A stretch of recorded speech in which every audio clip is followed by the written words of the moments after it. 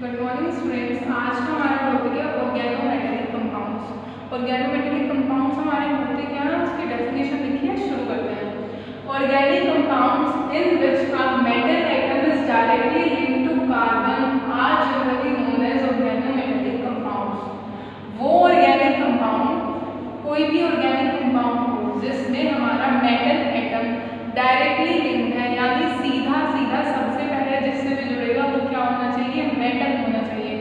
तो हमारा organic compound जिसमें मेटल एटम डायरेक्टली लिंक्ड है किससे, कार्बन एटम से, वो जनरली हमारे ऑर्गेनोमेटेलिक कंपाउंड्स कहलाते हैं। लेकिन इसमें कुछ चीजें हमें ध्यान से देखनी होंगी कि वो मेटल होगा कैसा। मेटल किसको डोनेट कर रहा है यहाँ पे, मेटल वो है जो लेस इलेक्ट्रोनेगेटिव होगा किससे, कार्बन से। तो ऐसे ऑर्गेनिक कंपाउंड जिसमें जो मेटल जो कि लेस इलेक्ट्रोनेगेटिव है किससे, कार्बन से जुड़े हो, ऐसे metals which are less electronegative than carbon are directly linked to carbon atom are called as organometallic compounds. तो इसमें जब लेस इलेक्ट्रोनेगेटिव की बात चल रही है कार्बन से, तो इसमें कुछ हमारे नॉन मेटल्स भी आ जाते हैं, जैसे बोरोन, सिलिकॉन या मेटलॉइड्स आ जाते हैं, जर्मेनियम, आर्सेनिक। तो उनको भी हम ऑर्गेनोमेटेलिक कंपाउंड्स में काउंट कर लेते हैं। तो बेसिकली डेफिनेशन क्या हुई, डेफिनेशन हुई organic compounds in which a metal which is less electronegative than carbon are directly linked to a carbon atom are called as organometallic compounds. Example हम देख लेते हैं ऑर्गेनोमेटेलिक कंपाउंड्स की। मेटल कैसा होना चाहिए, less electronegative than carbon. First example है हमारी ethyl magnesium bromide. Ethyl magnesium bromide that is C2H5 और इथाइल MgBr। इनको हम ग्रिग्नार्ड रिएजेंट भी बोलते हैं। बहुत इंपॉर्टेंट रिएजेंट है ये ऑर्गेनिक केमिस्ट्री का। बेसिकली हर चैप्टर में आपको इससे कोई ना कोई कंपाउंड्स बनते हुए मिलेगा, इसलिए बहुत इंपॉर्टेंट ये रिएजेंट है। That is C2H5 MgBr। Second हमारा आता है डाइथाइल जिंक। अब आप देखो यहाँ पे C2H5 MgBr में Mg हमारा डायरेक्टली किससे लिंक है, कार्बन से जुड़ा हुआ है Mg और फिर Br। इथाइल मैग्नीशियम ब्रोमाइड ऐसी बात करते हैं डाइथाइल जिंक यानी दो इथाइल मॉलिक्यूल लगे हैं, किससे, जिंक से जुड़े हैं, और कैसे जुड़ा है, कार्बन डायरेक्टली लिंक है। तो ये भी हमारा किसमें आता है, ऑर्गेनोमेटेलिक कंपाउंड्स में। Next example is ethyl lithium C2H5Li। यहाँ पर भी कार्बन डायरेक्टली लिंक है किससे, लिथियम से। नेक्स्ट हमारा ऑर्गेनोमेटेलिक कंपाउंड आता है, काफी इंपॉर्टेंट है, टेट्राइथाइल लेड। ये लेड 4 टेट्राइथाइल मॉलिक्यूल से जुड़ा है। इसको आप ऐसे भी लिख सकते हो C2H5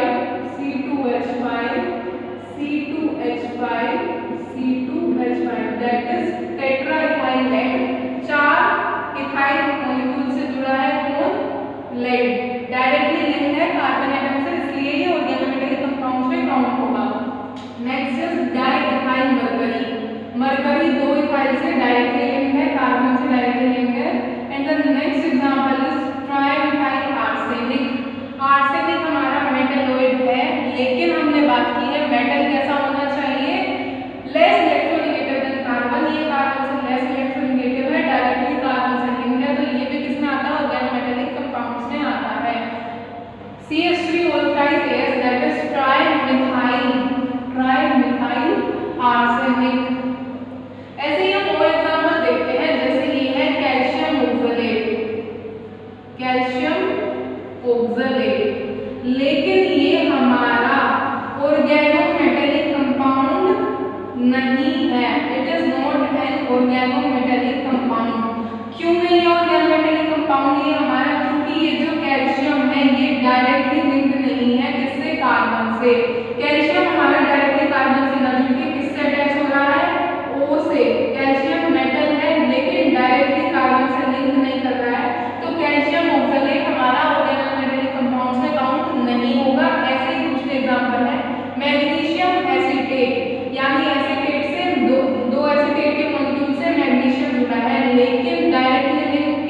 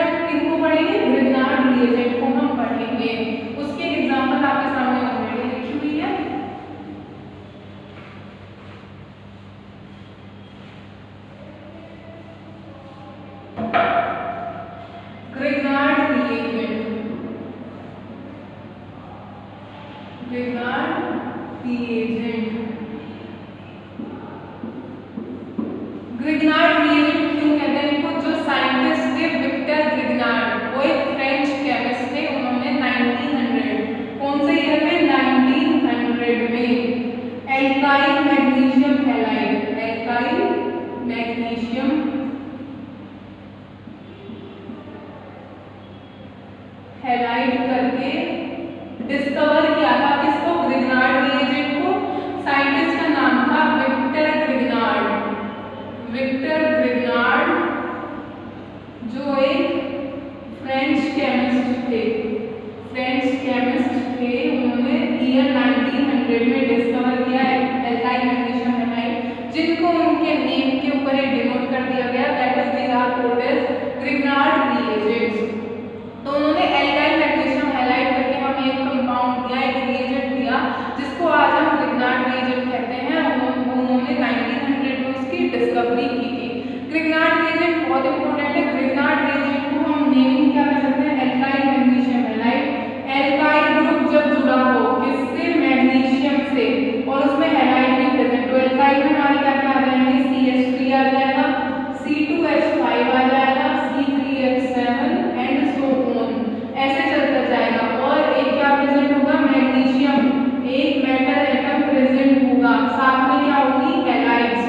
हैलाइड्स में आपकी आती है क्लोराइड, ब्रोमाइड एंड आयोडाइड। इनमें से कोई भी हो सकती है, इसके अलावा और कोई प्रेजेंट नहीं होगी किसमें? ग्रिग्नार्ड रिएजेंट में। ये ग्रिग्नार्ड रिएजेंट की बेसिक था कुछ। अब बात कर लेते हैं कुछ एग्जांपल ग्रिग्नार्ड रिएजेंट की। आप देख सकते हैं CH3MgBr, that is methyl magnesium bromide. C2H5MgBr भी आप देख सकते हो, ये मोस्टली यूज होता है। इथाइल मैग्नीशियम ब्रोमाइड आप क्लोराइड भी यूज कर सकते हो, आयोडाइड भी यूज कर सकते हो। अब बात आती है कि ग्रिग्नार्ड रिएजेंट बनते कैसे हैं, इनकी प्रिपरेशन क्या होती है। तो मेथड ऑफ प्रिपरेशन में हम देखेंगे प्रिपरेशन किसकी? ग्रिग्नार्ड रिएजेंट की प्रिपरेशन देख लेते हैं। प्रिपरेशन में क्या होगा? Preparation of Grignard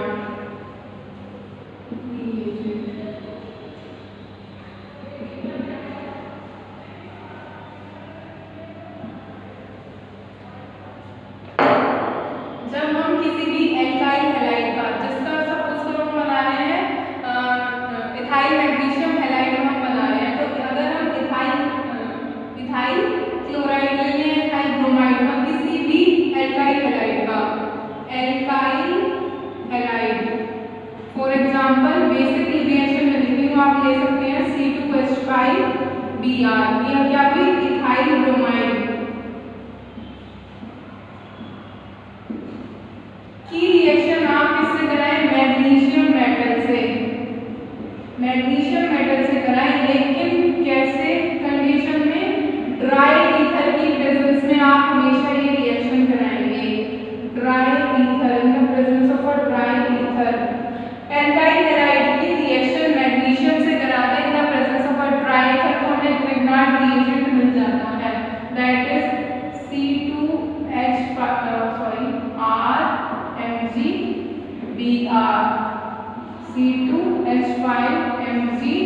C2H5MgBr। ये हमारा इथाइल मैग्नीशियम ब्रोमाइड, ये हमें ग्रिग्नार्ड रिएजेंट मिल गया। यानी प्रिपरेशन की रिएक्शन है, किसी भी एल्काइल हैलाइड का आप रिएक्शन करा दो मैग्नीशियम मेटल से in the presence of a dry ether. Condition कैसी होनी चाहिए? ड्राई ईथर की प्रेजेंस में हमेशा रिएक्शन कराएंगे, तो हमें क्या मिल जाएगा? ग्रिग्नार्ड रिएजेंट मिल जाएगा। अब ग्रिग्नार्ड रिएजेंट बनाने के लिए कुछ प्रिकॉशंस होती है, वो मैं आपको शेयर कर दूंगी। काफी थ्योरेटिकल है, वो आप बुक से पढ़ लेना। प्रिकॉशंस किसकी? प्रिपरेशन ऑफ ग्रिग्नार्ड रिएजेंट की, और वो प्रोसेस की कैसे कैसे विक्टर ग्रिग्नार्ड ने लैब में ग्रिग्नार्ड रिएजेंट बनाया था, वो प्रोसेस और precautions of preparing Grignard reagent मैं आपको शेयर कर दूंगी। व्हाट्सएप ग्रुप में फोटो शेयर कर दूंगी। नेक्स्ट हमारा आता है फिजिकल प्रॉपर्टीज। फिजिकल प्रॉपर्टीज किसकी? ग्रिग्नार्ड रिएजेंट की। फिजिकल प्रॉपर्टीज की अगर हम बात करते हैं तो ये कैसे होते हैं हमारे?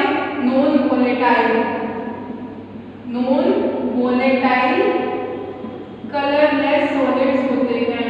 Non volatile colourless solids. Grignard reagent non volatile मतलब जो हवा में ना उड़े, वोलेटाइल का मतलब जो हवा में उड़ जाए, जैसे कैम्फर होता है हवा में उड़ जाता है, तो नॉन वोलेटाइल होते हैं, कलरलेस सॉलिड्स होते हैं। और एक बात का खास ध्यान रखना है, ग्रिग्नार्ड रिएजेंट कभी भी भी आप इनको आइसोलेट नहीं कर सकते, यानी इनको अकेले निकाल नहीं सकते। कैन नॉट बी आइसोलेटेड, आप इनको आइसोलेट नहीं करते यानी कर सकते, यानी सेपरेट नहीं कर सकते, क्योंकि ये कैसा होता है, can not be isolated as it is and, क्योंकि ये एक एक्सप्लोसिव होता है, ये एक्सप्लोड कर जाएगा अगर आप इसको आइसोलेट करोगे। इसको हमेशा किसमें रखना है, इथीरियल सॉल्यूशन में आप रखेंगे, बनाएंगे भी ईथर की प्रेजेंस में और रखेंगे भी किसमें, ईथर में ही रखेंगे, इथीरियल सॉल्यूशन में इसको आप रखेंगे। आइसोलेट नहीं कर सकते, आइसोलेट करोगे तो एक्सप्लोड हो जाएगा, ये एक एक्सप्लोसिव होता है। ये इसकी physical properties, non volatile, colourless solid, can not be isolated as it is an explosive. और किसमें रखेंगे, इथीरियल सॉल्यूशन में रखेंगे, प्रिपरेशन भी ईथर में करेंगे और स्टोर भी किसमें करेंगे, ईथर में स्टोर करके रखेंगे। नेक्स्ट आती है केमिकल प्रॉपर्टीज। केमिकल प्रॉपर्टीज की अगर हम बात करें ग्रिग्नार्ड रिएजेंट की, तो केमिकल प्रॉपर्टीज में हमारा आता है जो ग्रिग्नार्ड रिएजेंट हमारे होते हैं, फॉर एग्जांपल C2H5MgBr, हम इसकी ही बात कर लेते हैं। ग्रिग्नार्ड रिएजेंट काफी पोलर होते हैं, पोलर मॉलिक्यूल होते हैं, यानी इनमें पोल्स प्रेजेंट होते हैं, negative pole, positive pole. Carbon ये एल्काइल ग्रुप और Mg के बीच में जो बॉन्ड होता है वो बहुत पोलर होता है, लेकिन बॉन्ड कौन सा होता है, कोवैलेंट।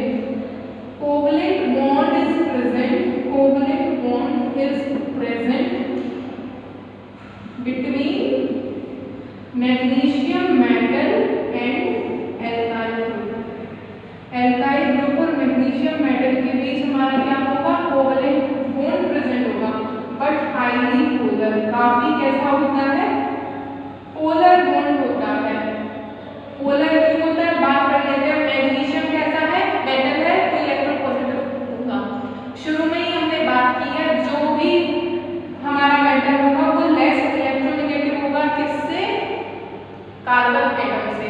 जब कार्बन एटम से लेस इलेक्ट्रोनेगेटिव है तो ये बात ध्यान रखनी है, ये एक्सेप्शन केस है, हमेशा हमें कार्बन पॉजिटिव में मिलेगा ऑर्गेनिक कंपाउंड्स में, एल्काइल ग्रुप पॉजिटिव चार्ज वाले होंगे, लेकिन ग्रिग्नार्ड रिएजेंट में जो हमारा एल्काइल ग्रुप होगा, जैसे RMgX अगर मैं शो करूं बेसिक में, तो R पे कैसा होगा, पार्शियल नेगेटिव चार्ज और MgX पे partial positive charge.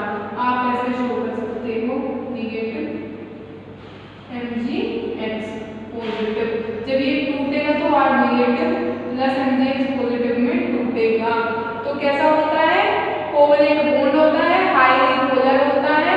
Alkyl group electronegative है किससे, मैग्नीशियम से, तो उसमें कैसे चार्ज आएगा, पार्शियल नेगेटिव, मैग्नीशियम पे पार्शियल पॉजिटिव। जब टूटेगा तो किस फॉर्म में टूटेगा, R negative and MgX positive के फॉर्म में ये टूटेगा। अब इस बात से ही पता चलता है, जब हमें क्या मिल रहा है, रिएक्शन में R नेगेटिव मिल रहा है, यानी R नेगेटिव एल्काइल ग्रुप यहाँ कैसे एक्ट करेगा, कार्बन एनायन की तरह एक्ट करेगा और न्यूक्लियोफाइल, यानी ऐसी कोई जगह ढूंढेगा जहां इलेक्ट्रॉन की कमी हो, क्योंकि ये इलेक्ट्रॉन रिच स्पीशीज है, तो कहां अटैक करेगा, इलेक्ट्रॉन डेंसिटी जहां कम हो वहां अटैक करेगा। तो it will act as an carbon ion और न्यूक्लियोफाइल, आप इसको बोल सकते हैं, कार्बन आयन और न्यूक्लियोफाइल की तरह काम करेगा। कौन सी रिएक्शन हमें देगा ग्रिग्नार्ड रिएजेंट, रिएक्शंस होंगी न्यूक्लियोफिलिक सब्स्टिट्यूशन,